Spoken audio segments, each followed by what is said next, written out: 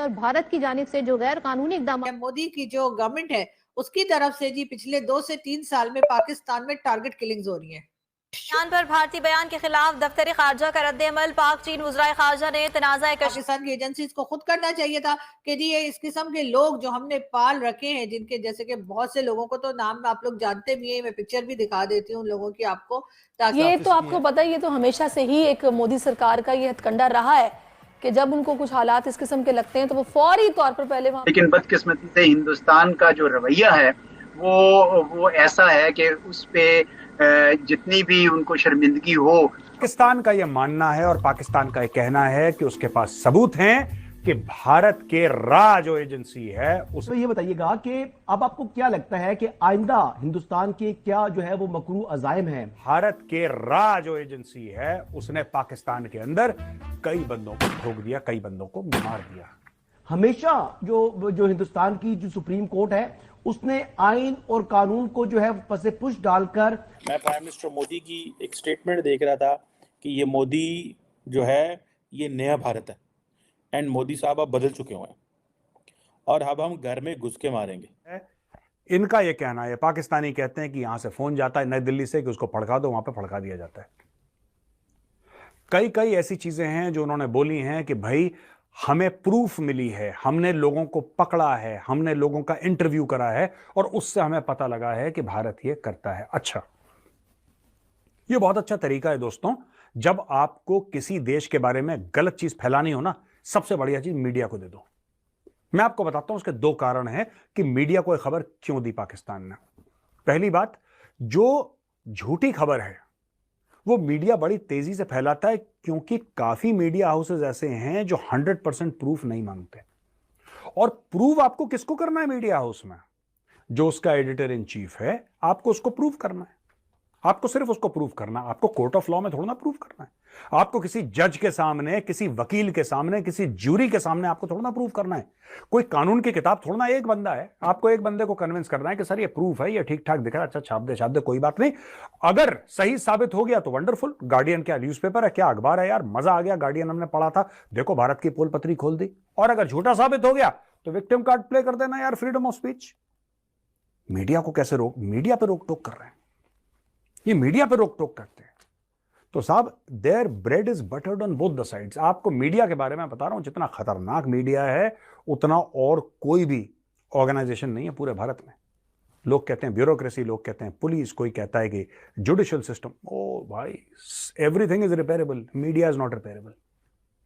ये कुछ भी मैं सबकी बात नहीं कर रहा, there are many media houses who are highly responsible also, but then a vast majority of them, ये हमने सबसे पहले ब्रेकिंग न्यूज हम सबसे आगे थे, हमने सबसे पहले आपको बताया और किसी को पता ही नहीं था, हमने आपको बता दिया। इस चक्कर में ये कच्ची रोटियां खिला देते हैं आपको, क्योंकि पकाने का पेशेंस है नहीं, क्योंकि कोई और पका के पहले खिला देगा तो आपको पहले कच्ची रोटी ठोक दी। Anyway, coming back to the point, इनका यह कहना है कि भारत की खुफिया एजेंसी रॉ ने कई सारे बंदे, चाहे वो कश्मीरी हों, चाहे वो खालिस्तानी सपोर्टर्स हों, उनको पाकिस्तान के अंदर निपटा दिया है। दोस्तों, ये कह रहे हैं कि जितने भी लोग मारे गए हैं उनके ऊपर चार्ज लगे थे सीरियस टेरर ऑफेंसेस। जो सपोर्टर्स थे टेररिज्म के, जिन्होंने जो अलगाववाद सपोर्ट करते थे, उनको एक एक करके चुन चुन करके भारत। पहले मैं आपको बात बता दूं, ये खबर बिल्कुल गलत है, ठीक है? मीम्स बनते हैं, अज्ञात हैं, अननोन पीपल, अननोन गनमैन, ऐसा कुछ नहीं है। मैं और दोस्तों, चैनल पर नए हैं तो चैनल को सब्सक्राइब कर लीजिए, वीडियो को लाइक करिए और बगल में जो बेल वाला आइकन है उससे जरूर प्रेस कर दीजिए ताकि मोदी की जो गवर्नमेंट है उसकी तरफ से जी पिछले 2 से 3 साल में पाकिस्तान में टारगेट किलिंग्स हो रही है। समझ रहे हैं ना आप लोग? जी हाँ, टारगेट किलिंग हो रही है। और यानी कि जितने अनमोल रतन हमने पाल रखे हैं, खिला पिला के हमने दिन को तगड़ा कर दिया, यानी कि जैश मोहम्मद और दूसरे कई टेरर ग्रुप्स जो पाकिस्तान से ऑपरेट करते हैं, उन लोगों के, उनके जो लोग हैं, यानी कि उनके जो मेंबर्स हैं जो उनके लिए काम करते हैं, उनमें से 20 से 21 लोगों को 2 से 3 साल में मारा जा चुका है। और कहा यह जा रहा है कि ये सारा काम कर रहे हैं कौन भला? प्राइम मिनिस्टर नरेंद्र मोदी की गवर्नमेंट ये करवा रही है। और पाकिस्तान में लोग आ रहे हैं, टपका रहे हैं और फिर निकल जा रहे हैं। मतलब ये कि आते हैं, मारते हैं और उसके बाद चाय पिए बगैर ही वापस चले जाते। वैसे तो ये काम पाकिस्तान की गवर्नमेंट को खुद करना चाहिए। पाकिस्तान की एजेंसीज को खुद करना चाहिए था कि जी ये इस किस्म के लोग जो हमने पाल रखे हैं, जिनके जैसे कि बहुत से लोगों को तो नाम आप लोग जानते भी हैं, मैं पिक्चर भी दिखा देती हूँ उन लोगों की आपको, ताकि आप लोगों को एक बार फिर दिमाग में आप लोगों के जो है ये लोग ताजा हो जाएं। और भी बहुत से लोग हैं और एक लंबी लिस्ट है, लेकिन बात सारी ये है कि मोदी जी जो है वो ये काम फ्री में कर रहे हैं।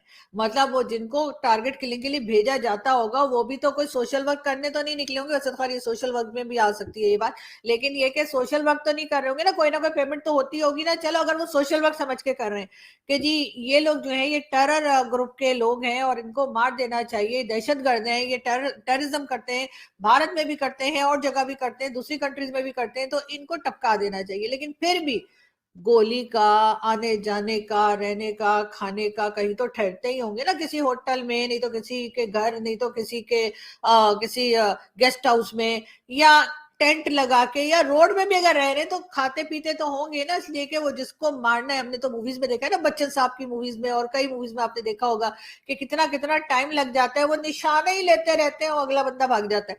तो उसके बाद वो, या फिर गोली ऐसी लगती है कि कभी उन्होंने जो है वो बैठ जाता है, कोई उठ के भाग जाता है, कुछ हो जाता है, तो टाइम लगता है मारने में। आप लोगों को तो ऐसा लगता है कि बस वो बेचारा आया होगा, आधे घंटे में उसने उस बंदे को टपकाया होगा और उसके बाद वो वापस चले गए होंगे। ऐसा तो नहीं है। लेकिन अगर आना जाना इतना आसान है हिंदुस्तान पाकिस्तान में कि कोई भी हिंदुस्तान से आएगा, यहाँ पे हमारे अनमोल रतन जिन्हें हमने इतना खिला पिला कर इतनी मेहनत से हमने सिखा पढ़ा के पाला है, उन्हें टपका के निकल जाएगा, तो मेरा ख्याल है कि फिर हमें अपने आप को चेक करना चाहिए, यानी कि पाकिस्तान की एजेंसीज को देखना चाहिए कि आप लोग नंबर 1 कैसे बने फिर रहे हैं भाई। आप लोगों तो कहते हैं हम नंबर 1 एजेंसी है, जिसे हम लोग अक्सर नंबर 1 भी कहते हैं। हमारे बहुत से साथी जर्नलिस्ट जो हैं, अफसार आलम साहब वगैरह, वो भी नंबर 1 ही कहते हैं। तो ये नंबर 1 एजेंसी कर क्या रही है? बीजेपी के जो स्पोक्स पर्सन है उनको भी मैं देख रहा था, सारे के सारे एक ही बात कर रहे हैं। We understand there are elections in India, but this is very different.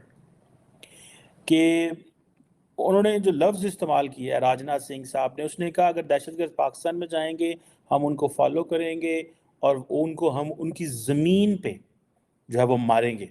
और नरेंद्र मोदी साहब ने इसके हवाले से सच करके दिखाया, आपको पता ही है। ये वो कहते हैं कि उन्होंने रियलाइज़ करना शुरू कर दिया है। ये जो ब्रिटिश न्यूज़पेपर द गार्डियन को के जो अंदर आर्टिकल आया, उसको इंडियन गवर्नमेंट जारी बात है रिजेक्ट करती है, और सारे को कि ऐसी कोई चीज़ नहीं है, असैसिनेशन कंपेन नहीं कर रहे, वो सारा that is pack of lies so and so, जिस तरह वो एक हुकूमत का काम होता है कि this is false and malicious anti India propaganda. India की जो मिनिस्टर फॉर एक्सटर्नल अफेयर्स के स्पोक्स पर्सन हैं, उन्होंने ये बातें की हैं। और उन्होंने ये भी कहा कि भाई ये हमारी पॉलिसी नहीं है, ये इंडियन गवर्नमेंट की पॉलिसी नहीं है, हम इस तरह नहीं करते। लेकिन इंडियन मीडिया के सामने बार बार एक चीज़ कहना और फिर ये कहना कि जो आज़ाद कश्मीर है, जिसे वो कहते हैं पाकिस्तान ऑक्युपाइड कश्मीर, वो कहते हैं that is an integral part of India and that will always remain an integral part of India। और फिर उन्होंने ये भी कहा कि जो आज़ाद कश्मीर के लोग हैं, जिसे वो पाकिस्तान ऑक्युपाइड कश्मीर कहते हैं, वो भी इंडिया के साथ आना चाहते हैं। और उन्होंने इसकी जो लॉजिक वो ये इस्टेब्लिश की, वो कहते हैं जब हमने 370-35A के आर्टिकल को एब्रोगेट किया, तो उसके बाद आपने देखा होगा कि मकबूजा कश्मीर के अंदर बहुत कम जो डेमोन्स्ट्रेशंस हुए, जिसकी वजह से आपको पता चलता है कि चीज़ें कितनी हमारे कंट्रोल में हैं।